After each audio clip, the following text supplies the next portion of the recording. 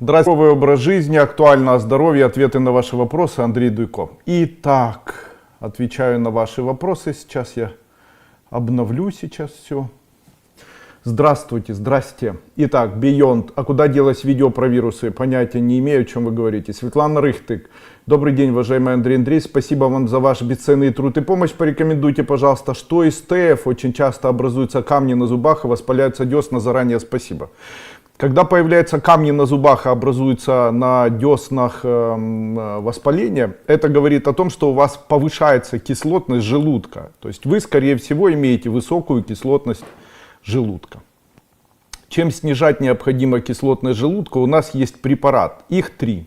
Это лизоцим экстра, это препарат здоровый желудок или железняк, можно или тот, или тот. И третий препарат, особенно железняк. И третий препарат, запомните, каолин. Также в скором времени вы увидите жидкий каолин или в жидком виде с малиновым вкусом. Очень такой хороший препарат. Как их принимать? Каолин принимать 1 столовая ложка на 1 или даже больше стакана воды 1 раз в день. Железняк по 1 таблетке 2 раза в день. Желательно, чтобы это был экстрактом железняка. И пепсин по 1 таблетке 2 раза в день. В случае, если также у нас есть великолепное средство от формирования и образования камней на зубах или на зубной эмали, называется данный препарат зубная паста Сатва, которая тоже состоит из белой глины. И очень рекомендую ее использовать. Обратилась женщина, она давала препарат нашей компании аскорбиновая кислота в большой дозировке, таблетки для разжевывания своему ребенку, которому 12,5 лет, у которого нарушение психики, есть поставленный диагноз аутизм и есть поставленный ряд психиатрических заболеваний. И говорит, что на фоне приема исключительно аскорбиновой кислоты на протяжении 1 месяца произошли разительные изменения. Она говорит: Андрей Андреевич, может ли аскорбиновая кислота повлиять на развитие ребенка и изменить его в лучшую сторону? Мой ответ такой: конечно. Аскорбиновая кислота участвует в процессе формирования нейрогормонов и участвует в формировании функциональной деятельности мозга.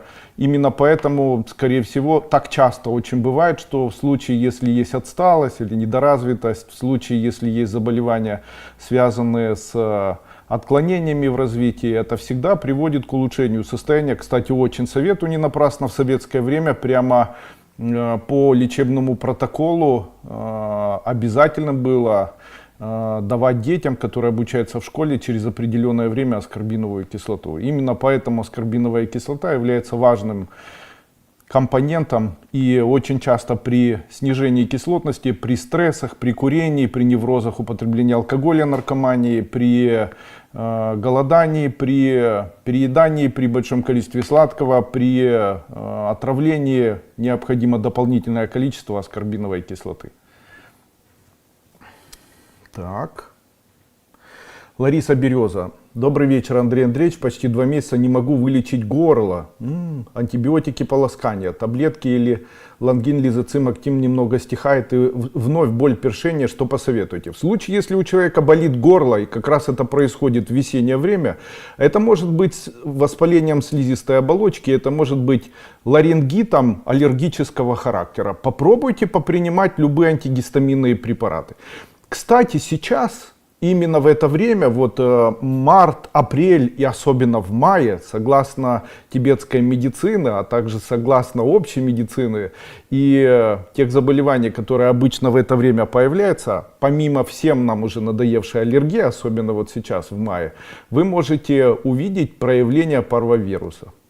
Парвовирус — это вирус, который является вирусом, который приводит к появлению сыпи на коже. Обычно педиатрическое заболевание, больше всего болеют дети. Но не стоит забывать, что инфекционные заболевания и заболевание парвовирус в том числе является заболеванием, которым болеют взрослые в том числе. Поэтому в случае, если у вас усталость, болезненность, в случае, если у вас головные боли, высыпания на щеках, в случае, если у вас появляется ощущение боли в суставах, особенно в крупных суглобах, локтевые, коленные, Тазобедренные, в случае, если ощущение разбитости, сжатости, по утрам болит горло, ощущение отекаете, чешетесь, также появляется сыпь и болит горло. Это, скорее всего, у вас парвовирус, и ничего не нужно делать, не принимать никакие антибиотики, ничего. Можно попринимать антигистаминные препараты, побольше питья.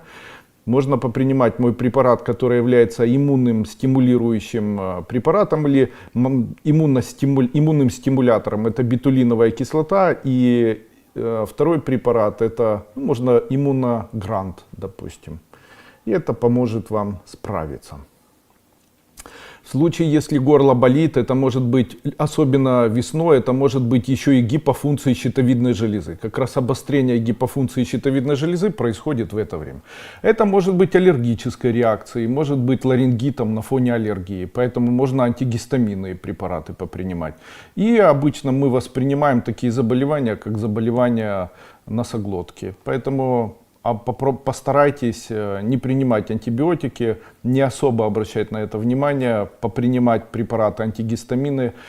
Особенность любых вирусов, как написал Матвиенко в своей книге «Инфекционные болезни» выпуска 1987, по-моему, 7 или 89 года, он писал о том, что, скорее всего, инфекционные заболевания, особенно заболевания гриппа, это грипп-вирус первый, второй, третий или А, Б и С, также аденовирус, также парвовирус, также острая вирусная инфекция. Это заболевания, которые ротавирус, это заболевания, которые очень часто могут проявляться в виде аллергии.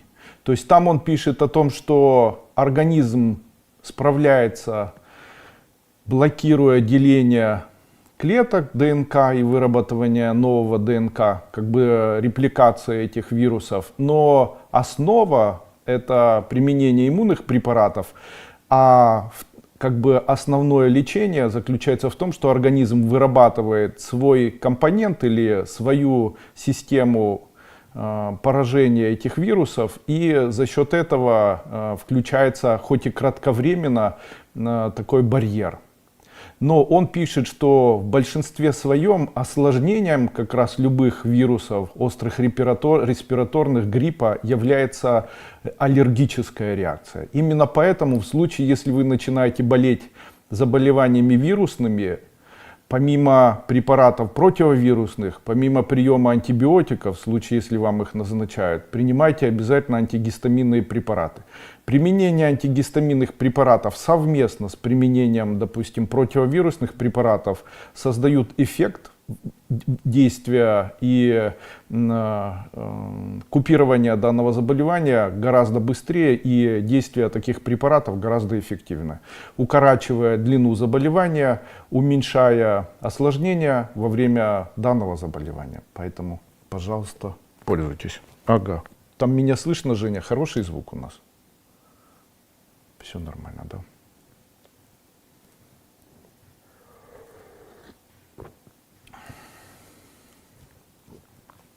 Леся Барановская. Добрый вечер, Андрей Андреевич. У меня на руках, особенно на правой, стала трескаться кожа. У ногтей и с боков. А вчера появилась мелкая сыпь на пальце. Скажите, пожалуйста, что это может быть? Спасибо. Это, скорее всего, экзема. Она тоже появляется на фоне аллергии. И что необходимо сделать? Пользуйтесь присыпкой обязательно. У нас есть присыпка с ликоподием. Старайтесь, чтобы места, где есть у вас такая сыпь, не контактировали напрямую с химическими веществами. Старайтесь временно носить перчатки. В случае, если контакт с какими-либо такими мокрыми компонентами у вас есть, или токсическими, или химическими, или даже аллергическими. Старайтесь смазывать руки на ночь кремом с вазелином обычным, так, чтобы у вас не было каких-либо контактов с дополнительными химическими веществами. Не используйте отдушки, не используйте духи одеколоны, не смазывайте спиртом. Чем мазать? Ничем мазать не нужно. Можно сверху присыпать обычной гигиенической присыпкой. В нашей компании очень советую использовать, называется присыпка с ликоподием. Можно любую мазь, самая лучшая медицинская это цинковая, можно обычной цинковой мазью смазывать. Далее, принимайте антигистаминные препараты, также очень хорошо принимать коэнзим Q10. И можете не переживать, это не опасно. Связано это, как правило, с аллергической реакцией. Елена Бражу у нас. Добрый вечер, Андрей Андреевич. На четверг стоит мини-операция на глаза. Вы сказали на прогнозе день обмана и обиды. Вопрос перенести на другой день. Вы можете не переносить, у вас будет все идеально хорошо. Здравствуйте, Андрей Андреевич. Скажите о пользе и вреде массажа. Большое спасибо. Нет никакого вреда от массажа. Но здесь вся тенденция она заключается в том, что количество массажей, о которых мы говорим, их огромное. И в целом массаж это благополучное, благоприятное воздействие на физическое тело человека в случае, если это массаж медицинский. В случае, если этот массаж выходит из нормы, так как количество и разнообразие форм применения массажа огромное, начиная от обычных медицинских прорабатываний мышц до каких-то глобальных и редких, таких как гуаша, с повреждением кожи и приведением кожи к гиперемии, до иглоукалывания, рефлексотерапии, мануальных каких-либо приемов и так далее. И в этом случае я не могу сказать, что это может быть полезно или не полезно. Так, допустим, в случае, если у человека есть листос, то тогда не особо нужно или необходимо делать массаж. Вообще массаж массажу рознь это раз. Второе, массаж это, конечно же, великолепный инструмент для восстановления психической и нервной деятельности. Массаж очень необходим тем людям, кто испытывает стресс. Массаж это хорошее. При хорошем массаже, здрасте, можете зайти поздороваться, если хотите. Только обходите. Вот. Сейчас дочери прибежали поздороваться. Сюда, сюда. А вон там, видите. Помашите, скажите здрасте. Кто? Люди там смотрят, видишь? Здрасте. Здрасте. А ну скажи, что нужно быть для того, чтобы быть здоровым? Нужно кушать поменьше сладостей. О, а еще что? А еще не кушать то, что из, например, магазина. Не кушать магазинные вещи. Да, только Макдональдс не кушать, да? Да, только домашнее надо. Вот правильно. И нужно кушать побольше фруктов и овощей. Правильно. А еще надо побольше салата есть. Да, это А тоже. еще не ходить голыми на улицу. Это тоже. Ну все, давайте я буду дальше вести. Спасибо большое за рекомендации. Пожалуйста. Пожалуйста. Аккуратно выходите. И Шерика забирайте.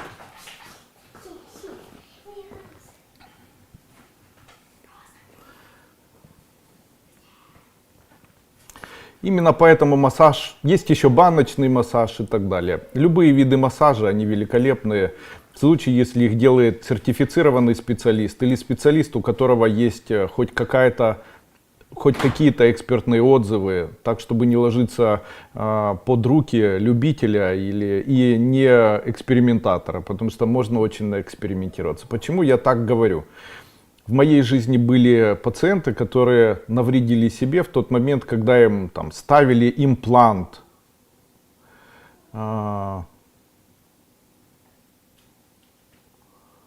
Атлас, да. И был вывернут у них после этого, и было там тяжелейшее после этого лечение, дорогостоящее, очень долго.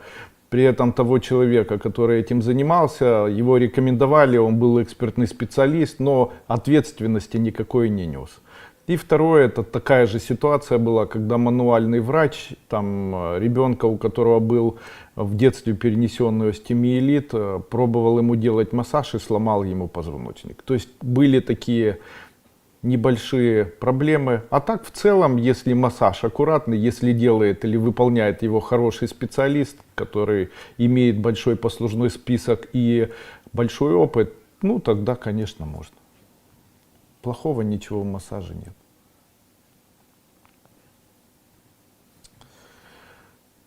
Здрасте, Андрей Андреевич, у меня растет вес, гипотиреоз. От этого и растет вес. Как правило, на фоне гипотиреоза растет вес.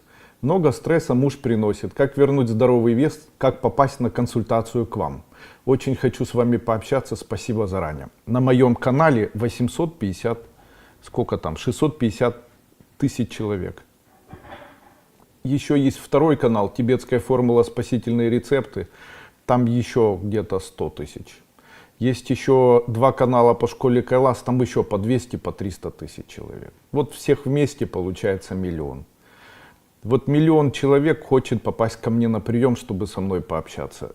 К сожалению, это невозможно. Я даже коммуницировать не могу, потому что если я начну это делать, то и личная жизнь, и вообще любой мой вид бизнеса на этом закончится. То есть это невозможно сделать. Также я не могу принимать людей. Это тоже имеет свои какие-то там объяснения и так далее. Но на вопрос я с удовольствием отвечу. Смотрите, почему человек поправляется? Вся особенность заключается не в питании, не в пищеварении. Она заключается в определении, которое называется митохондрия. Существует процесс... Зайчики. Куда? Ну давай, можно, идите. Вы хотите фломастеры? Вот там фломастеры лежат. Вот там, в том шкафчике. Давай, открывай второй ящик или первый. Да.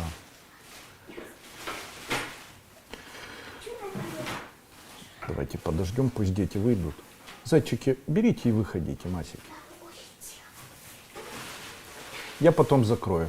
Я все уберу потом. Берите, я потом все закрою и уберу.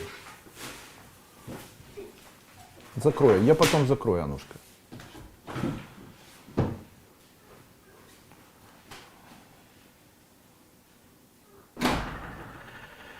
Так вот, существует процесс, который называется митохондрии. Митохондрии — это клетки, или наша клетка состоит, каждая клетка простейшая. И каждая клетка в нашем теле, она не отличается друг от друга, но она отличается митохондрией. Чем отличаются клетки нашего организма? Они отличаются исключительно митохондриями. Размер клетки и размер митохондрии делает клетку соответствующей клеткой определенного органа или определенной оболочки человеческого организма. Что такое митохондрии? Митохондрии — это грубо источник энергии клетки. То есть для того, чтобы наша клетка функционировала, она должна где-то брать энергию. Так эта энергия в каждой клетке, она формируется. Данный процесс формирования клетки в митохондрии называется процессом цикла Кребса. И митохондрия получает глюкозу, происходит процесс, который называется процесс расщепления глюкозы с, по-моему, хромгидролазой, с выделением гидролазы такой, которая в свою очередь расщепляется до молочной кислоты. Глюкоза расщепляется до гидролазы, до молочной кислоты, а также формируется после расщепления при помощи тумора М4 пируват-киназы, делится на аромапировиноградную, пируват-виноградную и аромамасляную. И после чего через оболочку выводится из организма. Это все происходит с учетом кислорода. В случае, если кислорода достаточно много, то такой процесс достаточно быстрый. С чем это связано? Смотрите, дальше я вам расскажу тайно. Они очень уникальны, и вы нигде никогда об этом не услышите. Это такой процесс, который... Вот используя этот процесс, я очень помолодел. Могу сказать, что это занимает у меня 7 минут в день. Делаю я редко. И на этом фоне и похудел, и улучшил общее состояние и так далее. Смотрите, в чем есть особенность. Если посмотреть на людей, которые проживают на Земле, и взять ребенка за компонент абсолютного здоровья и взрослого человека, как человека, который заканчивает свою жизнь, то между ними есть определенные различия. Данные различия, они имеют определенный фокус. Этот фокус заключается вот в чем. Он заключается в дыхании. Когда ребенок спокоен, то в момент своего дыхания он совершает приблизительно до 45 вдохов и выдохов на протяжении 1 минуты. Когда человек взрослеет, то в 90 лет он может делать не более 12 вдохов-выдохов на протяжении 1 минуты. Вы можете сейчас посчитать. В случае, если вы в спокойном состоянии делаете приблизительно 20 вдохов и выдохов, то ваш возраст, он приблизительно будет соответствовать 45 годам. Это нормальный процесс. При этом в случае, если вы дышите 20 раз на протяжении 1 минуты, то я могу сказать наверняка, что у вас уже имеет место быть гипертоническое заболевание сердца и, скорее всего, формирующееся ожирение и так далее. Во всем этом виновата наша клеточная система и вот как раз эти митохондрии. Особенность этих митохондрий заключается в том, что они живут и функционируют в случае, если есть кислород. В случае, если замедляется процесс кислородный и попадание в них кислорода, то тогда формируется целый ряд заболеваний. Почему у человека появляется одышка? Ну, конечно же, одна из версий, их много этих версий, знаете, это может быть все что угодно. Это может быть астматическая одышка, гипертоническая одышка, заболевание сердца, заболевание легких и так далее. Но есть еще митохондриальная теория или митохондриальная теория старения, которая говорит о том, что человек болеет исключительно от того, что он становится старше. То есть происходят вековые змины, это возрастные изменения, и за счет вот этих возрастных изменений у человека происходят эти процессы. Так вот, когда эти процессы происходят, то включаются компоненты, при которых появляется ожирение, непереваривание там, и так далее, и так далее. Это все на фоне клеточного строения происходит. Что я хочу вам предложить? Я хочу вам предложить определенный опыт. Смотрите. Первое. Измерьте вашу температуру тела. Температура тела человека, она должна быть 36,6 градусов. В случае, если ваша температура ниже, то есть она ниже 36,6 градусов, это говорит о том, что у вас происходит максимально выраженное старение митохондрий. Это говорит о том, что у вас митохондриальная усталость. И вашему организму необходим йод. Просто помните об этом. Итак, первое, на что необходимо обратить внимание. Если ваше тело остывает, если ваша температура пониженная, вам необходим йод. При этом йод необходимо принимать определенной дозировкой. Во-первых, очень большую дозировку, не бояться. В нашей компании есть йод в высокой дозировке. Противопоказания только гиперфункция щитовидной железы. При гипофункции щитовидной железы и при узловом зобе можно. Также в случае, если вы принимаете препараты, допустим, тироксин или проутерокс, или эльтероксин, или какие-либо гормоны, поддерживающие щитовидную железу, то, вернее, не гормоны, а препараты, которые являются гормонами для поддержания щитовидной железы, то йод вам тогда не подходит. Но если вы такие препараты не принимаете, то йод вам подходит. И это говорит о том, что вам нужно начать с йода. Почему? Принимая каждый день йод, вы со временем увидите, что ваша температура придет к 36,6. Это правильно. В случае, если у вас уже повышена температура, ну, конечно, не до субфибрильной лихорадки, а она у вас, допустим, 36,6 или даже 36,7, то это говорит о том, что вам дополнительно принимать йод не нужно. Тем не менее, я хочу сказать, что даже при повышении температуры на фоне принятия йода включается процесс восстановления митохондрий и увеличивается процесс оксидации митохондрий с выведением и образованием окислительных процессов. То есть происходит более мощный окислительный процесс и более быстрое расщепление глюкозы. Но это не все, сейчас я продолжу. Здесь, в случае, если температуру приведете в норму, переходите к следующему этапу. Берите секундомер на телефоне, засекайте 7 минут и старайтесь каждую секунду делать вдох и выдох глубокий. Делайте так 7 минут подряд. Если вы будете делать так 7 минут подряд, каждый день на протяжении 1 месяца сделайте фотографию до и после этого после. Вы увидите, что делая даже 1 раз в день 7 минут подряд. Но опять-таки хочу сказать, это только при условии, что у вас температура 36,6. В случае, если она у вас пониженная, то делать это бессмысленно. Начинайте как раз с того, чтобы поднять температуру. Или же перед началом такого дыхания выпейте препарат с высоким содержанием йода. Желательно препараты йода принимать совместно с 1 чайной ложкой меда.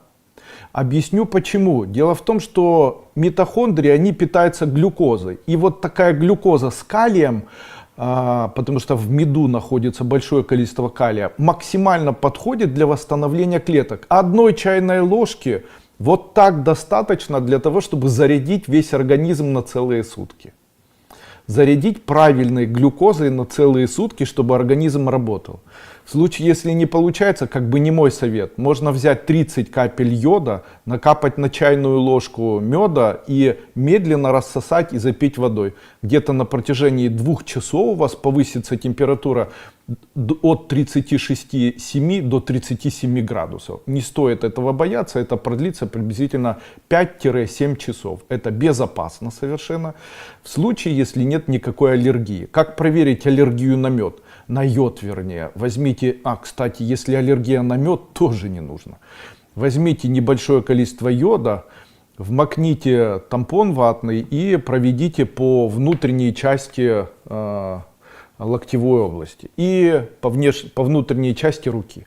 В случае, если аллергической реакции не будет покраснения, гиперемии, раздражения, то тогда можно в дальнейшем его использовать. Итак, если температура у вас низкая, то тогда можно выпить йода и приступить к дыханию. Дыхание заключается в том, чтобы каждую секунду делать вдох и выдох. То есть 60 секунд, 60 вдохов и выдохов. Так 7 минут. 1 раз в день. Если делать так 1 раз в день на протяжении 1 месяца, спустя 1 месяц можете к пластическому хирургу не ходить. Что будет? Уменьшится размер брылей, щеки уменьшатся, размер живота уменьшится, но вы даже не представляете, какое количество энергии добавится. Но это еще не все. Особенность заключается в том, что в этот момент появляется большое количество антиоксидантов, вернее оксидов, свободных радикалов. То есть кислород является биоокислителем. Появляющиеся свободные радикалы накапливаются, фактически становясь мусором в наших клетках. Его нужно выводить каким-то образом. Я рекомендую в этот момент использовать препарат, который называется цистин. Это аминокислота. Принимать его необходимо 2 таблетки 3 раза в день. Также он у нас продается в порошке. Можно 1 чайная ложка на 1 стакан воды на протяжении 1 дня. Таким образом, а также хорошо еще в это время принимать коэнзим Q10 по 1 таблетке 2 или даже 3 раза в день. Если использовать такое дыхание, если повысить температуру и делать это месяц коэнзим Q10, и делая такое дыхание ежедневно, на протяжении 1 месяца исчезают следующие заболевания.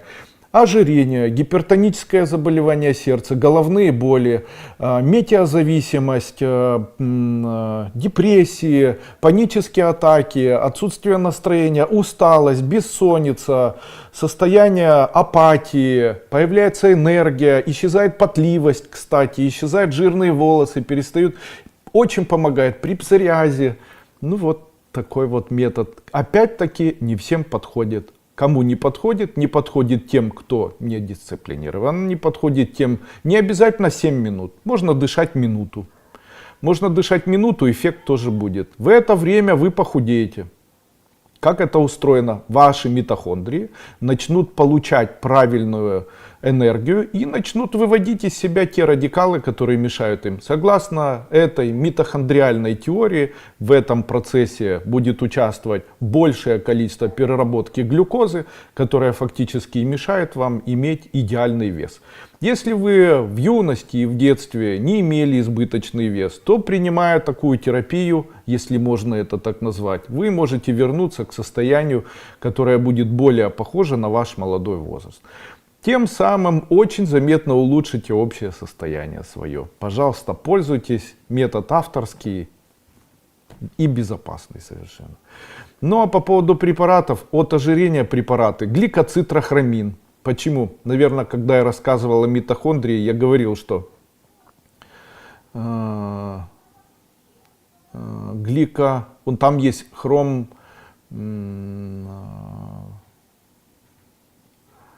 во время того, когда клетка работает, то глюкоза расщепляется за счет фермента хрома. И в случае, если хрома недостаточно, то тогда могут происходить проблемы, которые связаны с клетками или их митохондриями. Именно поэтому дополнительное введение хром-содержащих продуктов, БАДов, может помочь человеку заметно улучшить состояние. Но они должны быть более гомеопатическими. Поэтому я рекомендую использовать в этот момент спрей для рта, который называется гликоцитрохроминовый спрей. Давайте еще раз скажу. Смотрите, йод. Дальше он у нас называется, по-моему, как же у нас называется? Здесь нет йода.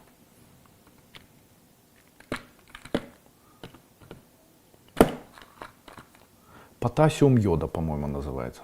Самая высокая дозировка. Дальше гликоцитрохромин спрей по 2-3 раза на протяжении дня в рот брызгать. Делать 7 минут глубоких, 60 глубоких вдохов-выдохов. Получается 60 вдохов и выдохов за минуту, где вдох и выдох должен происходить за 1 секунду. Они должны быть достаточно глубокие, при этом можно раскачиваться. Желательно это делать сидя, потому что стоя вы можете упасть. В случае, если не получается, можно это делать с перерывами, то есть не за раз 7 минут, а там по 1 минуте, но 1-2 или даже 3 раза в день. Такие несложные виды дыхания и такие простые методы очень удобны, потому что они без особых физических упражнений могут помочь. Кстати, сегодня спрашивали меня: Андрей Андреевич, я мужчина, у вас есть препарат, называется Тест-Стоп. Вы сказали, что этот препарат, который способен уменьшить количество тестостерона. А зачем? Ведь везде во всех книгах пишут, что тестостерон это хорошо и так далее. Давайте несколько слов я скажу о тестостероне и расставлю все на свои места. Дело в том, что да, в действительности тестостерон для женщины является мощнейшим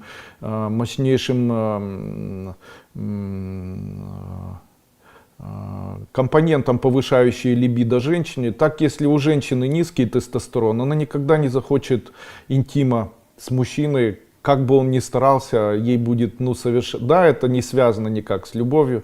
Я видел когда-то видео, один мальчик говорит: вот моя жена меня не любит, у нас совершенно нет интима, если я ее не прошу, то ничего не происходит. Так и хотелось ему через экран сказать: проверь у нее тестостерон, видимо он низкий. Так и повышение тестостерона может быть небезопасно. Это не обязательно, что высокий тестостерон для женщины хорошо. Он должен быть в норме. Тестостерон для женщины в норме 1, для мужчины, по-моему, до 6,5. И в случае, если у женщины тестостерон повышается, он у нее повышается за 1 и выше, то это в дальнейшем может привести к появлению опухолей. Точно так же у мужчины высокое количество тестостерона в дальнейшем может стимулировать опухоли. Именно поэтому высокое количество тестостерона может привести к появлению опухолей. Именно для этого я и создал препарат. В случае, если у женщины появляется фиброзная мастопатия, фиброзно-кистозная мастопатия, если есть ощущение такой взволнованности, невозможности остановиться, желание бесконечной интимной связи без возможности такой. Если у мужчины есть опухоли, в случае, если есть аденома предстательной железы, в случае, если есть где-либо уплотнение какое-либо и даже поставленный диагноз, то вот такой препарат можно попринимать. Он безопасный, снижение тестостерона у мужчины и у женщины при опухолях, имеет очень хорошее, ярко выраженное профилактическое действие и уменьшает, в общем-то, общее состояние. Конечно же, можно принимать совместно с препаратом индол, который снижает прогестерон, эстрадиол у женщины и применяется как один из этапов таргетированной терапии, называется гормональной терапией. Такой препарат в нашей компании тоже есть. Опять же хочу сказать, что это исключительно для тех, у кого есть поставленный диагноз опухолевидное новообразование или рак. Также есть препарат жир-стресс, еще тоже великолепный препарат. У нас так люди устроены, что постоянно появляется ощущение, что они слышат и тут же боятся. Вообще хочу сказать, что иногда в случае, если у вас появляется какая-либо информация, как, допустим, информация там, с доктором Бергом, да, доктор Берг советует там, применять препараты, вернее принимать там, сначала это и там, интересная диета, там, 1000 видео с такой диетой, которой можно победить инсулинорезистентность. Он все время говорит о кетозе. Я же хочу сказать, что кетоз является заболеванием. И когда у человека появляется кетоз, то это является дифференцирующим признаком заболеваний. Кетоз приводит к появлению аммиака в крови и ацетона. И это может привести к потере селезенки. Это может привести к потере, к появлению иммунных заболеваний. Поэтому, видите, не все так легко. Также много таких несостыковок происходит в тот момент, когда он говорит, фрукты нельзя, а вот цветную капусту можно. Если взять 100 грамм цветной капусты и 100 грамм яблок и посмотреть их калории, то получится, что в 100 граммах яблок 60 калорий точно так же, как и в 100 граммах капусты. А очень часто клетчатка, ну так слушайте, ну в капусте есть клетчатка, она есть и в яблоках. То есть кушайте овощи. И там, ну это все, знаете, это все с одной стороны, для кого-то хорошо, допустим, для людей, у которых есть заболевание почек, кетоз это то же самое, что самоубийство. Я считаю, если у человека не справляется организм с белками, в случае, если есть проблема с почками, в случае, если у человека повышенная кислотность желудка, то увеличивая употребление мяса, скорее всего, приведет к увеличению мочевой кислоты и в дальнейшем к формированию подагры. При подагре вообще от мяса отказываются. Точно так же для людей, у которых пониженное артериальное давление, у людей, которые слишком взрослые, там есть упадок сил, таким людям необходима глюкоза дополнительно. Почему? Им необходимы силы, их митохондрии недополучают кислород и нуждаются в потреблении глюкозы еще в большем количестве, так как замедляется общий процесс цикла Кребса. Именно поэтому им нужно больше дышать, а если дыхания нет, то тогда больше глюкозы, и поэтому человек хочет глюкозу употреблять. Отмена кислорода, вернее отмена глюкозы требует увеличения кислорода, а увеличение кислорода не происходит, потому что у многих есть там остеохондрозы, у кого-то ожирение, у кого-то неактивный образ жизни и так далее. Это все вот так оно между собой связано. То есть человек поправляется и говорит, Андрей Андреевич, я поправляю, что делать? Дышать. Да, дышать. Кто-то хочет мне сказать, Андрей Андреевич, но как же говорят, что в случае, если много кислорода, это плохо, а кто-то говорит, нужно больше углекислого газа в крови, потому что там был Болотов, он говорил одно, потом был Неумывакин, он говорил другое. Неумывакин говорил больше кислорода, Болотов больше углекислого газа, как в этом всем разобраться.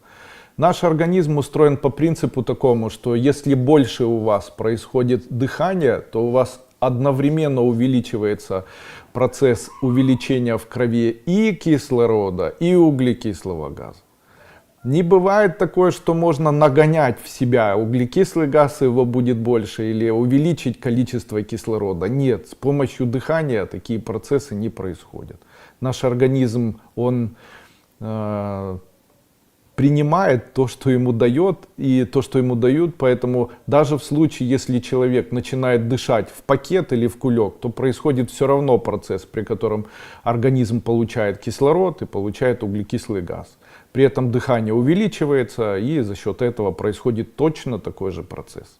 Так что не удивляйтесь, процессы, описанные и Неумывакиным, и Болотовым, которые были связаны с дыханием, они имеют один и тот же принцип. Поэтому можете использовать и то, и то. а там всевозможные йогические дыхания, аналогичные имеют процесс. Целью этого процесса или любого процесса является нагнетание и увеличение дыхательных процессов, в ходе которого, хотим мы или не хотим этого, происходит процесс карбоксилизации, то есть процесс выведения карбонов при помощи углекислого газа, ацетилирования, карбоксилизации и усвоения кислорода в процессе цикла Кребса. В этом всем происходит процесс жизни, выделения энергии нашего организма. Ну вот так. Добрый вечер, Андрей Андреевич. Ваше мнение по электронным сигаретам и как влияют на легкие, если еще удален толстый кишечник? Не ежедневно, более 3 лет принимаю ваши препараты, спасибо. Любое химическое вещество, которое попадает в наш организм длительное время, может являться канцерогеном. Любое вещество, независимо ни от чего, которое не является пищей и не является воздухом в привычном нам понимании этих вещей, является для человеческого организма, представляет для человеческого организма опасность. Таким образом, аллергены, и сигаретный дым, и просто угарный газ, и там, работа поваром, она не такая легкая, ну, она не такая безопасная, потому что человек постоянно дышит канцерогенами. Я был когда-то в Виннице, у них в центре стоит фабрика по производству конфет. И шел ужасный запах и днем, и вечером, и днем, и ночью. И мне человек говорит, а вот мы живем вот здесь, прямо рядом с этой фабрикой, у нас хороший запах, рядом речка, и очень вкусно пахнет конфетами. Но я-то понимал, что это не конфетами пахнет, это канцерогенами пахнет. И люди, которые будут дышать на протяжении всей жизни вот этим запахом, рано или поздно будут иметь проблемы, связанные с самыми тяжелыми заболеваниями. От разрушения эритроцитов до там, формирования эмфиземы, хронические аллергии, формирования опухолевых процессов. Что со временем и оказалось правдой, потому что когда я начал более активно принимать людей в Виннице, в этом районе, оказалось, что огромное количество людей имело злокачественные опухоли. Особенно страдали те люди, которые жили напрямую прямо в этом районе, прямо возле вот этого фонтанчика. И поэтому я могу сказать, что все это является канцерогенами. Можно ли сказать, что каждому человеку вредно? Вы понимаете, есть люди, у которых есть склонность к адаптации. Есть уникальные такие люди, у которых организм больше может адаптироваться. Ну, допустим, сегодня я уже говорил о парвовирусе. Парвовирус, им страдают больше европейцы. То есть это болезнь, где сам вирус, он влияет на эритроцит. Появляется при этом аллергия у ребенка и сыпь на коже. Ну и у взрослых то же самое. Увеличиваются лимфоузлы. И такой же процесс происходит и у взрослых, и у детей. Но им практически не болеют люди, не европейцы. То есть если человек европеец, то есть житель Центральной Европы, при этом имеет европейские, наверное, корни, то у этого человека заразиться и болеть таким вирусом, ну, все есть варианты. Ну и таким вирусом практически не болеют жители там, Азии или жители Латинской Америки и так далее. Почему? Почему-то организм европейского человека не адаптирован к такому вирусу. Точно так же есть вот ряд таких нюансов, когда есть люди, которые могут курить до поздней старости, и в 90 и в 100 лет там, курить и тушить, и легкие будут в хорошем состоянии. Это говорит о том, что легкие имеют большую адаптивную способность и могут справляться с бесконечным воздействием вот этих веществ, которые попадают. В тот момент, как другие могут курить недолго, а в дальнейшем, опять-таки здесь еще и как карта ляжет, потому что есть еще нюансы такие, когда, допустим, человек курит и болеет, допустим, вирусом. Вы знаете, что легкие, которые постоянно используются, которые постоянно подвергаются термическому влиянию, которые подвергаются токсическому влиянию, эти легкие истощаются. Ну, как это проявляется? Если посмотреть на клетки и выстиланные слизистые части внутренних капилляров легких, альвеол, то можно, бронхов, то можно определить, что там есть такие незначительные слипания, потрескивания, агрегации. И это все фактически постоянно не заживает. То есть оно рубцуется в дальнейшем. И когда мы курим, то это со временем приводит к тому, что появляются раздражительные такие компоненты. И потом человек, когда начинает болеть вирусом, то больше всего страдают легкие. И могут быть на фоне того, что человек курит, перенести вирус может очень сложно. И так один человек может перенести его легче, а у другого могут быть осложнения, связанные с легкими. Опять-таки, как повезет. Поэтому на свой страх и риск. Если я вообще хочу сказать, есть люди, которые всю жизнь курят и никак от этого не страдают. Есть люди, которые всю жизнь употребляют алкоголь с самого рождения и там в очень преклонном возрасте перед самой кончиной там выпивают по литру каждый день и там всю жизнь этим занимались. У меня есть такие примеры. При этом ездили за рулем, хорошо себя чувствовали, были веселыми дядями и тетями, никогда не были алкоголиками, но на протяжении всей жизни выпивали там полстакана на ночь алкоголя, крепкого причем.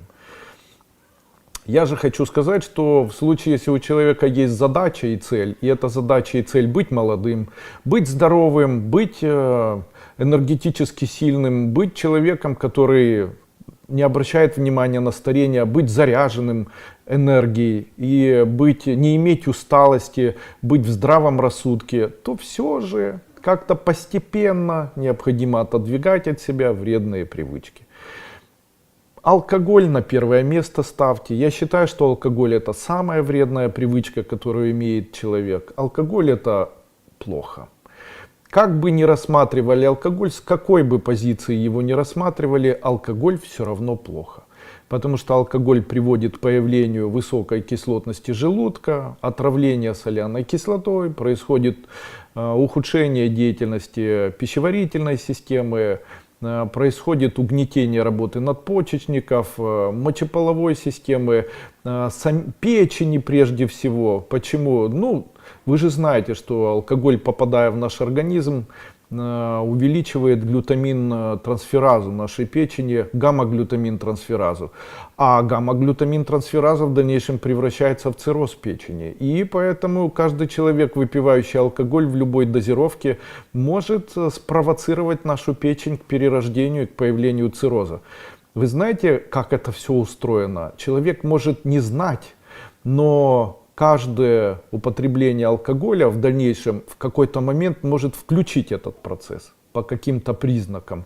И цирроз же не лечится. То есть цирроз может спровоцировать алкоголь, а в дальнейшем человек может всю жизнь болеть этим циррозом и плохо закончить. Есть препарат в нашей компании, называется битулин. Когда вы бросите пить, то начинайте принимать битулин и гипофит и тантал для восстановления печени. У меня была такая ситуация. Обратился ко мне человек, его зовут Григорий, и он находится на территории Германии. И говорит мне: Андрей Андреевич, я очень болею сахарным диабетом первого типа очень длительное время.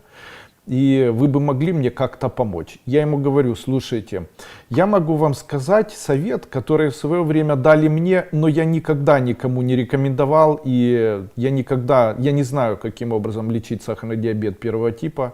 У меня нет с этим наработанного опыта. Ну и я знаю, что на сегодняшний день таких прямо каких-то мегаэффективных методов еще никто не создавал. Хотя наш препарат гликоцитрохромин, мы его испытывали в свое время и хотели создать препарат медицинский из этого препарата, но закончились деньги и закончились исследования, а хотелось бы это довести до ума, потому что были очень хорошие показатели как раз при использовании его при заболевании сахарного диабета первого типа. Ну, как бы не об этом сейчас, спрей именно. И мне когда-то посоветовала одна женщина, которая приезжала ко мне и сказала, что у нее болел муж с сахарным диабетом первого типа, и она его смогла вылечить. Каким образом? она делала проращивание расторопши, зерен расторопши. Она говорила, что я брала расторопшу зерна, после чего их замачивала, после чего выкладывала на полотенце. И после этого на полотенце, там они лежали в тепле, ну, можно посмотреть, как они проращивались. И каждый день я давала 1 чайную ложку 2 раза в день своему супругу, и он принимал такие семена расторопши, не знаю, я разжевывал или нет, утром и вечером.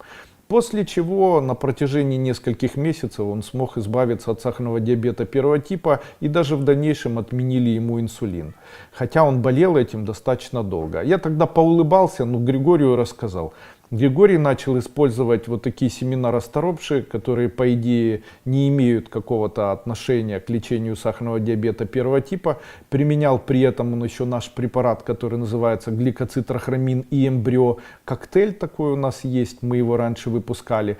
И после этого, спустя какое-то время, в прошлом году, несколько месяцев после Нового года, написал, что если до этого он прямой и непрямой принимал инсулин, то перешли только на короткий инсулин.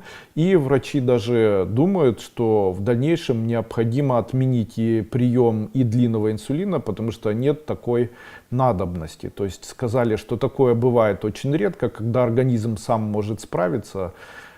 Ну вот, опять-таки, является ли это моей рекомендацией? Нет, конечно. Но я могу сказать, что по крайней мере 2 человека были в моей жизни, которые использовали вот такие семена расторопши, которые прорастали и смогли, ну, наверное, во всяком случае, может быть, даже не справиться, но заметно во много раз улучшить свое состояние. Так что, если вы хотите курить, курите. Но влияет ли это на человека? Несомненно. А что влияет на человека еще? Послушайте, то, что мы живем, уже влияет. Переживаем влияет, нервничаем влияет, дышим влияет, бежим влияет, ходим влияет, приседаем. Все это влияет. Знаете, на первое место необходимо поставить просто научно-технический прогресс. Сейчас есть и токсические компоненты в воздухе, есть угары, есть нитраты, есть вещества, химикаты всевозможные, которыми обрабатывается как земля, так и пшеница, так и нитраты, аммиачные, селитры, куча всего. Фосфаты. И это, конечно же, все воздействует на человека. Наша эволюция, она уже слишком давно делает все для того, чтобы засорить воду и ухудшить наше общее состояние. Ну и, конечно, радиация. Плюс в этом году еще увеличенная солнечная радиация. Это все дает свои плоды и, конечно же, в комплексе ухудшает состояние людей. Ну и это сказывается. А вы туда еще сигареты, туда еще алкоголь, ну и, конечно, а потом будете говорить: Андрей Андреевич, плохо мне, да что ж такое, да я хорошая, ничем не страдала, вот только курю иногда и пью иногда. Смотрите, то, что человек иногда курит и пьет, этого уже достаточно для того, чтобы в дальнейшем болеть. Здравствуйте, Андрей Андреевич. Тяга к сладкому – это болезнь или плохая привычка? Как избавиться? Сахар не употребляю, вот конфет не могу отказаться. Когда у человека появляется, я уже сегодня говорил, когда у человека появляется желание кушать сладкое вечером, это отличается от желания кушать сладкого утром. С чем это связано? Смотрите. Когда человек вечером хочет есть сладкое, или же человек хочет есть острое, или же выпить алкоголь, или же пойти к холодильнику, это говорит о том, что он находится в процессе, когда ему необходимо спать. Когда у нас есть процесс в организме, который заложен в нашем организме природой, это называется циркадные ритмы. Такие циркадные ритмы – это регуляция нашего бодрствования и сна. Циркадные ритмы человека обычно настроены уже в момент его рождения. И вечером, после 9 часов вечера обычно, или 10 часов вечера, 11 часов вечера, человеку необходимо ложиться и спать.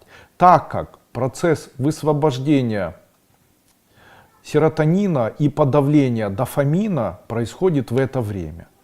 И в этот момент человек... наоборот, сейчас правильно. Получается, высвобождение дофамина Правильно я говорю, да.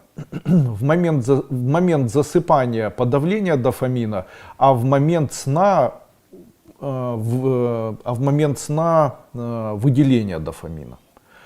И дофамин — это гормон радости.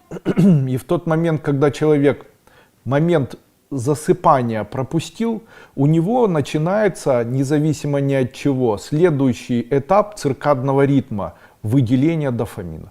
Когда у человека выделяется дофамин, человеку необходимо обязательно есть, ему необходимо специи, ему необходимо яблочко, ему необходимо конфета, ему необходима какая-то такая эмоция. Дофамин может очень активно выделяться в раннем утре, утром рано, поэтому некоторые люди утром встают, им сильно хочется кушать. А есть люди, у которых вечером, когда они пропускают и первое, и второе, это циркадные ритмы или проявление циркадных ритмов. Что делать? Необходим мелатонин. Прямо необходим мелатонин. Если человек каждый день перед сном, не перед сном, а где-то в 6 часов, в 7 часов принимает мелатонин по одной таблетке, желательно 1 или даже 2 раза вечером, нет, вы не заснете. Но это приведет в порядок ваши циркадные ритмы таким образом, чтобы не высвобождать мега большое количество дофамина. Потому что дофамин в большом количестве — это тоже не сильно хорошо. Получается, из щели нейрона, в щель нейрона выделяется большое количество дофамина. Перед самым сном, когда вы ложитесь спать, у вас вначале происходит выделение серотонина, который вас успокаивает, убаюкивает, прям нет сил, хочется заснуть. Как только вы засыпаете, ваш мозг начинает получать серотонин, поэтому идут цветные красивые сны, яркие и так далее. Что такое дофамин и когда он выделяется? Больше всего дофамина выделяется, когда человек выпивает алкоголь, особенно больше 40 градусов. Выделение большого количества дофамина, наши нейрорецепторы при этом они не справляются с утилизацией выведения этого дофамина, он накапливается, приводит к нарушению сна, именно поэтому происходит нарушение сна из-за того, что человек пьет алкоголь. Человек говорит: я не могу спать, потому что я выпиваю. Ну, конечно, ты не можешь спать, у тебя дофамина много в мозге. А организм, твои нейрорецепторы, они не справляются с выведением дофамина. Человек говорит: засыпаю с легкостью. Конечно, засыпаешь, серотонина достаточно, он никуда не девается. А дофамина много. Поэтому человек, а дофамина много, и если не успевает организм дофамин утилизировать, а он не успевает, потому что дофамин реагирует на количество кислоты в желудке, а она, когда человек выпивает алкоголь, постоянно повышается целую ночь. Поэтому дофамин выделяется, накапливается. Так человек просыпается утром, у него происходит увеличение дофамина, он уже просыпается в возбужденном дофаминовом состоянии. Этот дофамин, он приводит к тому, что появляется судорожная активность, потому что чем больше остается дофамина, тем меньше усваивается кальция. Именно поэтому, не кальция, а магния. Именно поэтому, знаете, что магний, он купирует дофамин, поэтому людям, которые принимают алкоголь, необходим магний в очень большой дозировке. Кстати, тот, кто курит, тоже. Вот принимайте препараты магния, это обязательное условие. Судороги у вас появляются на фоне алкоголя, ощущение, будто тело стянуто и болезненно, и выкручивает и так далее. Это все переизбыток самого настоящего дофамина. Что может помочь? Есть несложные препараты, которые могут купировать дофамин, это нейролептики. Среди таких нейролептиков, не буду советовать, пусть врачи советуют. Не должен я это делать. А у меня есть препарат, называется он у меня Сирантал. Вот он может устранять переизбыток дофамина. Медитация убирает переизбыток дофамина. Вообще люди стремятся к дофамину, потому что дофамин — это наркотик, допамин. И люди стремятся к алкоголю, стремятся к интиму, стремятся к возбуждению, стремятся к хорошим напиткам, стремятся еще к чему-то, к красивым картинкам, стремятся к эмоциям. Но есть дофамин, который окрашен эмоцией, и он может превращаться, или он может формировать определенные, как определенную молекулу такую дофамина, которая имеет мелкую форму. То есть это как своего рода мелкодисперсная пыль. И она легко выводится. А дофамин, который формирует алкоголь или прием наркотиков, это крупные молекулы. И они могут застревать в щелях нейронов, и из-за этого происходят основные проблемы. При этом, когда они застревают, ваш нейрон пытается что-то с этим сделать и пытается это своего рода стряхнуть и повышает электрическую активность, которая в дальнейшем приводит к появлению судорожной активности. И именно это может спровоцировать алкогольный делирий с проявлением эписиндрома, что очень часто является проблемой людей, долго принимающих алкоголь и страдающих алкоголизмом. Ну и наркомании в том числе. В дальнейшем происходит работа норадреналина, который пытается его каким-то образом убрать. И подавление нуклеуса аккумбенс отдела мозга, ядро черной перегородки, прозрачное ядро черной перегородки, которое перестает само по себе выделять. Почему? Потому что мозг думает, мне же болезненно, у меня и так много дофамина, для чего мне еще? Именно поэтому у человека от алкоголя появляется дофамин, застревает, норадреналин его устраняет с L-триптофаном, а тот дофамин, который должен выделяться, в дальнейшем не выделяется, и человек теряет интерес к жизни. Вот это так устроена вся эта система. Поэтому мой совет: хотите быть молодыми и счастливыми, живите или старайтесь жить без алкоголя. Ну, максимально там бутылка французского сухого вина один раз в неделю, там в субботу или там пятницу. Но если вы чувствуете, что для радости вам необходим алкоголь, поставьте тире и скажите нет. Это первые грабли, на которые вы уже начали наступать. Не, ну понятно, нельзя так категорично. Опять-таки, хотите пейте, хотите не пейте. Я как мнение врача, не пейте.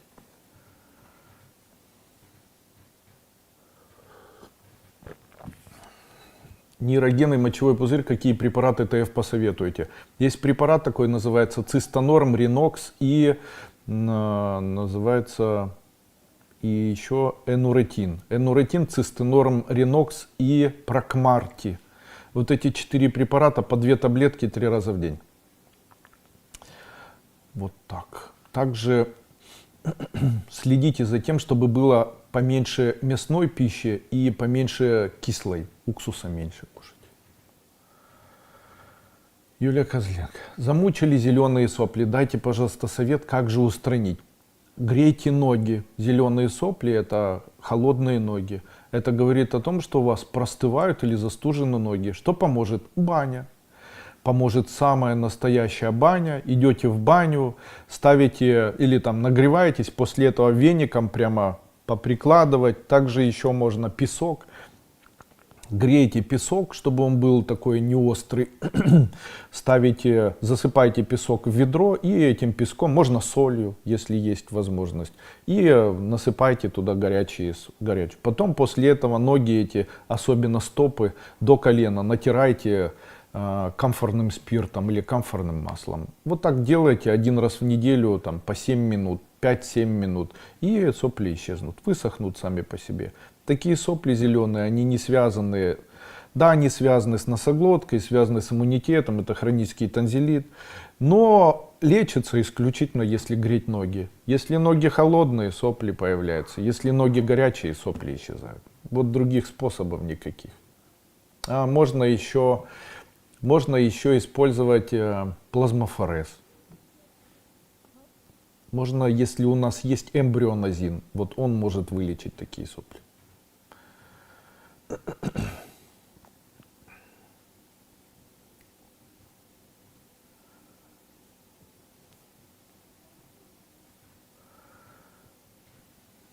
Галина Бакуненко. Здравствуйте, благополучие. Спасибо. Марина. Здравствуйте, Андрей Андреевич. Подскажите, пожалуйста, как можно избавиться от высыпания жировиков? Только вырезали жировик на груди, опять рядом появился. Жировики являются следствием плохо функционирующей печени. Это говорит о том, что в вашей печени высокое количество гликированного гемоглобина. Он провоцирует появление жирового гепатоза печени, который в свою очередь может провоцировать появление вот таких жировиков или липом. Каким образом справиться с этим? Если провести терапию и принимать препарат L-карнитин совместно с препаратами для печени, там битулин, тантал, гепафит, и делать это на протяжении хотя бы 1-2 месяцев, то в дальнейшем появление новых жировиков исчезнет.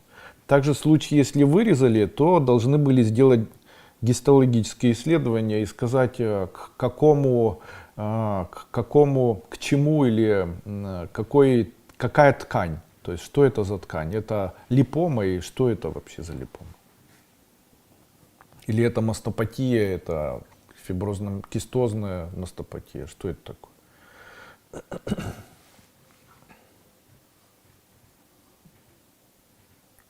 Альбина Скалкина. В магазин ко мне на работу зашла женщина, спросила курить, сказала: да, бросай, если хочешь жить, 3 года тебе осталось. У меня была такая ситуация в жизни. Пришел ко мне человек, говорит: Андрей Андреевич, есть Николай, который находится в Виннице, он очень знаменитый человек, к нему вся Винница ездит. Он сказал, что вам очень необходимо, попросил, чтобы я дал ваш номер телефона, можно я дам? Ну дайте. Звонит мне этот Николай и говорит буквально следующие слова: то, что я тебе скажу, больше для тебя необходимо, чем для меня. Ты скоро умрешь, но я могу вмешаться, и ты не умрешь. Я ему говорю: как вас зовут, Николай? А я говорю: а можно вопрос? Да, от чего я умру? Ты умрешь от тяжелого заболевания, вижу у тебя сейчас рак легкого и рак предстательной железы. Но даже если ты не знаешь, то тебе осталось год. Но я могу тебе помочь. Я говорю: Николай, иди в попу, в собор Парижской Богоматери. И заблокировал его. Почему? Да я никогда не слышу таких дурачков. Почему? Я знаю, что такое психиатрические больницы. Я знаю, что такое аферисты и шулера. Запугай человека, дай ему решение, он с тебя слупит денег. Так мир устроен, понимаете? Поэтому, когда вам кто она, такая эксперт, она, кому она еще сказала, что за бред вообще? Зашла чужая тетка, ты умрешь, бросай курить, тебе 3 года осталось. Надо было сказать, тебе час остался.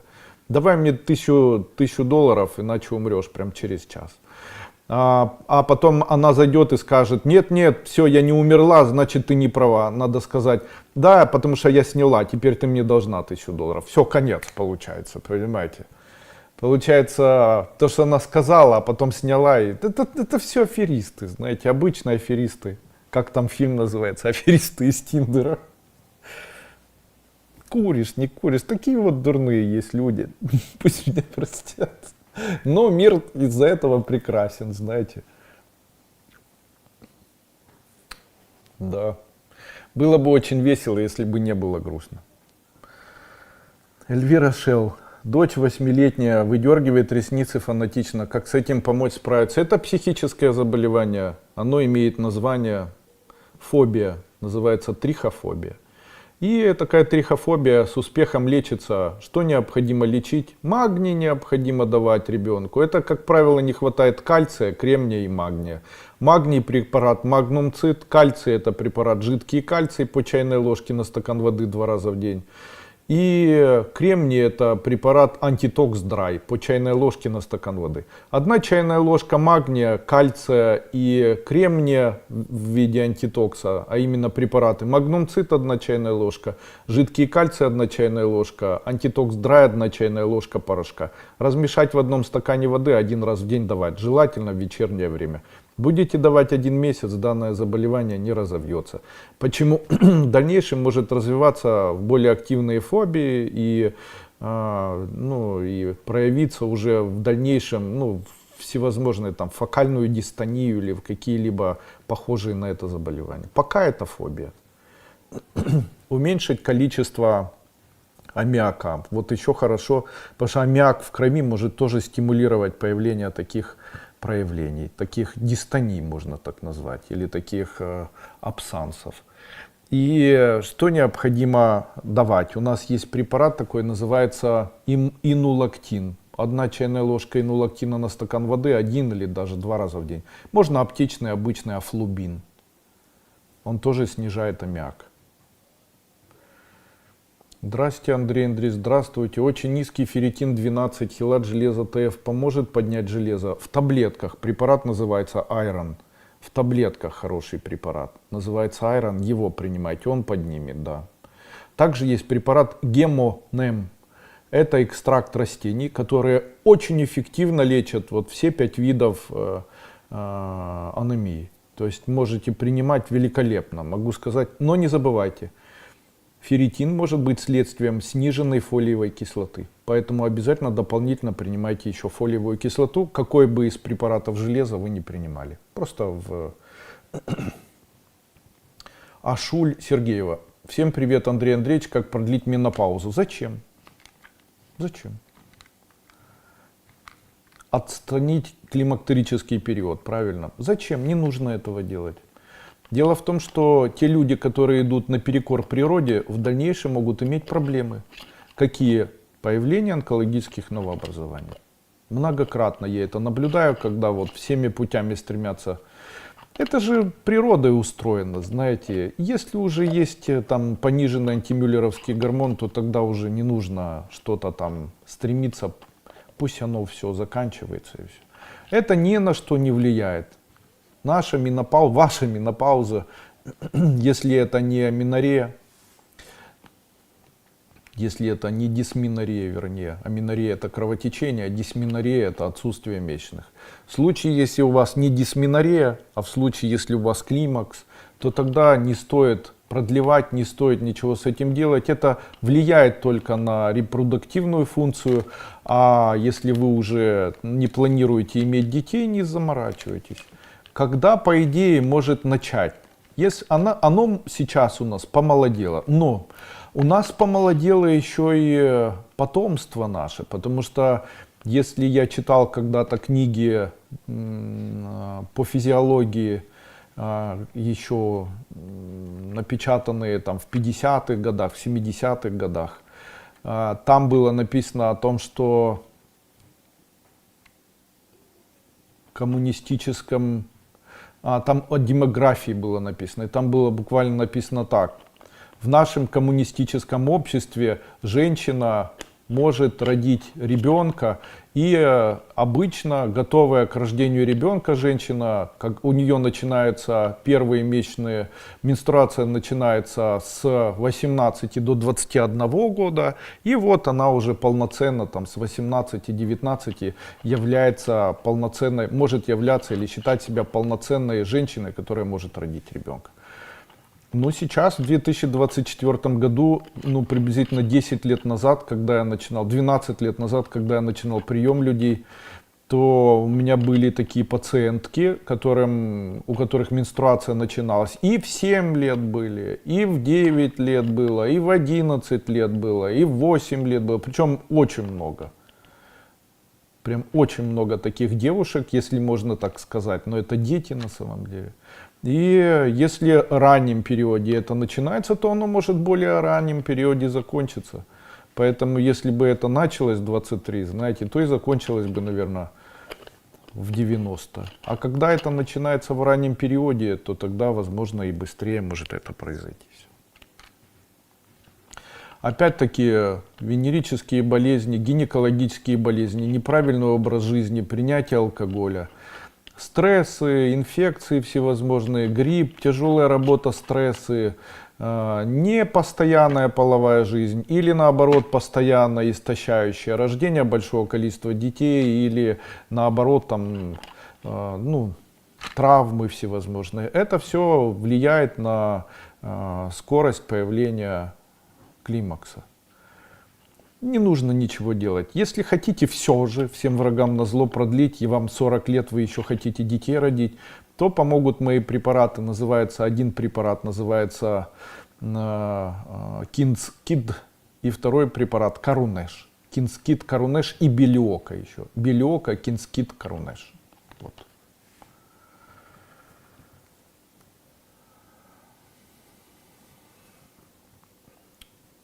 Жировик атерома. Показала УЗИ, нашли много кист в грудях. Нет, это тогда не нужно. Это не связано с липомой, раз это атерома. И это связано как раз с формированием, это может быть высокий пролактин у вас. Как необходимо поступать? Необходимо сдать гормональную панель и посмотреть, какие у вас гормоны. Посмотреть пролактин, прогестерон, эстрадиол, даже тестостерон. Можно, этого достаточно. И после чего, в случае, если все в норме, то можно не обращать внимания. Также, первое, не носить бюстгальтер, который сжимает грудь. Грудь должна быть свободной.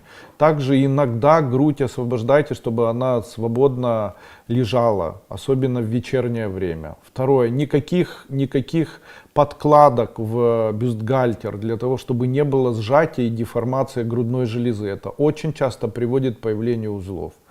Третье, никакого холода. Грудь должна быть закрыта. Грудь — это тепло. Она должна быть в тепле. Именно поэтому, когда зимой грудь нараспашку, я часто это вижу, женщины идут там в красивой шубе, и здесь грудь, а на улице минус. Но если вот такое происходит, это же неправильно, понимаете? Любое воспаление, грудь боится воспаления. Также никаких холодных ног, никаких замерзаний. У меня были в свое время куча пациенток, которые занимались закаливанием друг от друга, приходили отдельно, и у всех была одна и та же проблема. Кисты. Я говорю, да что ж такое у вас у всех кисты? У одной яичник, у другой грудь, у третьей щитовидка и так далее. И они все закаляюсь. Я говорю, так не закаляйтесь, если это приводит к кистообразованию. Значит, неправильно как-то закаляетесь, значит, как-то агрессивно, видимо, так не нужно. Я не специалист, я не говорю, что не стоит закаляться. Можно закаляться, но есть фанатизм, есть антипод фанатизму, когда просто эстетично человек пробует закаляться. Вот эстетично по чуть-чуть закаляться на протяжении всей жизни, да.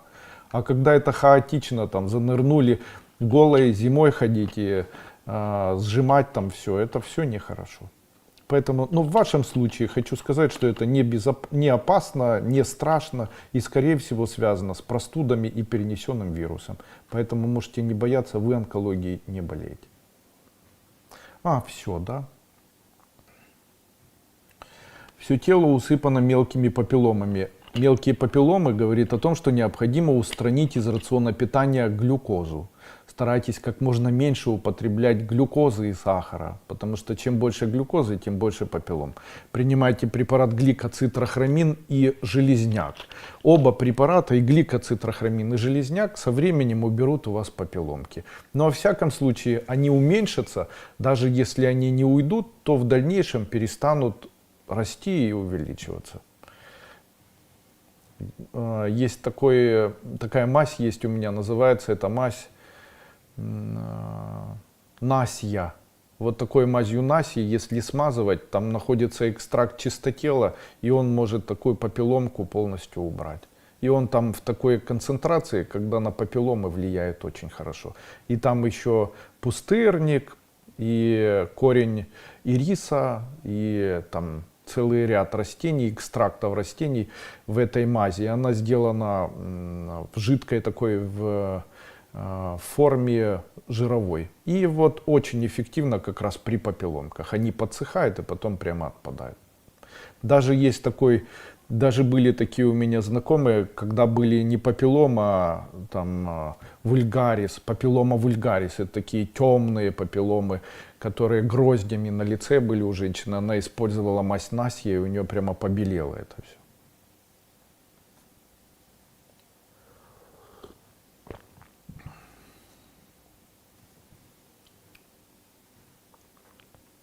Я не отвечаю на вопросы, которые посвящены снам. У нас сегодня вебинар, который посвящен здоровому образу жизни, актуально здоровье, ответы на ваши вопросы. Андрей Андреевич, скажите, как правильно дышать в пакет и для чего? Я когда-то рассказывал, если у человека появляется головная боль, она может быть связана со спазмом сосудов. И если подышать в пакет в это время, то тогда спазм проходит. Также такой метод помогает при заболеваниях. Как это устроено? Ну, это своего рода устроено так. Спазм, потому что много кислорода, спазм исчезает, когда углекислый газ. Ну и считается, что если активно подышать в пакет, то тогда у человека спазм такой исчезает. Что такое спазм? Спазм — это, как правило, появление адреналина в тонких капиллярах или тонких сосудах. В этот момент происходит вазоконстрикция или спазмирование сосудов. И оно может проявляться в виде головной боли, может проявляться в виде артериальной гипертензии, может проявляться в виде тиков каких-либо. И вот даже панической атаки. И вот такое дыхание в кулечек может помочь. Как избавиться от панической атаки? Паническая атака есть следствие какого-то процесса. Обычно это следствие процесса, которое условно можно назвать тупиком. То есть человек не может найти решение. То есть этот тупик может быть связан с тем, что человек себе придумал, что я вот умру, или я утону, или я заболею, или я там инфицируюсь, или я точно там что-то со мной сейчас произойдет. В этот момент любая мысль, которая появляется, она все далее и далее вгоняет человека в ухудшающееся состояние, которое может в дальнейшем перейти в неконтролируемое состояние, которое я уже называю абсансом. И это может быть на фоне всевозможных синдромов, без анализа, какое заболевание психиатрическое есть у человека. То есть это любое может быть заболевание от шизофрении, заканчивая обсессивным или компульсивным синдромом, или наличием депрессии и так далее. То есть паническая атака может быть стихийно появляющимся заболеванием у человека. Что необходимо знать, когда паническая атака появляется, и обязательно появляется какая-либо мысль? Она не должна быть стопроцентно экспертной. То есть нельзя на нее опираться. Каким образом? Я сейчас умру. Нужно сказать: нет, я скоро еще не умру. Вот каждая мысль, она должна иметь продолжение. Я скоро умру, но не сегодня. После каждой мысли, которая возникает в момент того, когда у человека появляется паническая атака, нужно ставить «но». Допустим, со мной произойдет сейчас что-то, но не сейчас. Я сейчас умру, но не сегодня. Со мной что-то случится, но не сейчас. Мне плохо, я умру, но не сегодня. То есть вот таким образом необходимо справляться. Это действительно помогает. Да, и дышать в пакет. Я желаю вам успеха. Будьте здоровы. Надеюсь, вам понравилось. Ну и если вам понравился мой сегодняшний вебинар, то обязательно напишите свой комментарий со своей индивидуальной историей, как вам помогли препараты компании «Тибетская формула», какие болезни помогли устранить, также как вы поддерживаете свою молодость, красоту и здоровье, какие из методов, которые вы услышали во время проведенных моих вебинаров, вы используете. Есть ли у вас успех на этом поприще или наоборот негативный опыт? Буду рад каждому вашему комментарию и большое спасибо вам за ваше участие и желаю вам здоровья. Будьте здоровы.